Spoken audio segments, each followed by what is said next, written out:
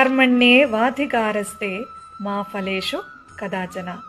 കർമ്മത്തിൽ മാത്രമേ നമുക്ക് അധികാരമുള്ളൂ, അതിന്റെ ഫലത്തിൽ യാതൊരു അധികാരവുമില്ല. അത് ഭഗവാനാണ് നമുക്ക് നിശ്ചയിച്ച് നൽകുന്നത്. അപ്പൊ ഭഗവാന്റെ തന്നെ ശക്തിയായിട്ടുള്ള പരാശക്തിയുടെ കയ്യിൽ കൂടി അത് നമ്മളിലേക്ക് തീർച്ചയായിട്ടും എത്തിക്കുന്നതാണ്.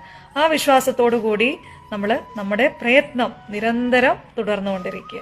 എന്തെല്ലാം സത്പ്രവർത്തികൾ ചെയ്യണം, എത്രത്തോളം ഈശ്വര ജപം നമ്മൾ നടത്തണം, എത്രത്തോളം ക്ഷമയോടെ നമ്മൾ കാത്തിരിക്കണം എന്നൊന്നും നമുക്ക് മനസ്സിലാക്കാൻ സാധിക്കില്ല.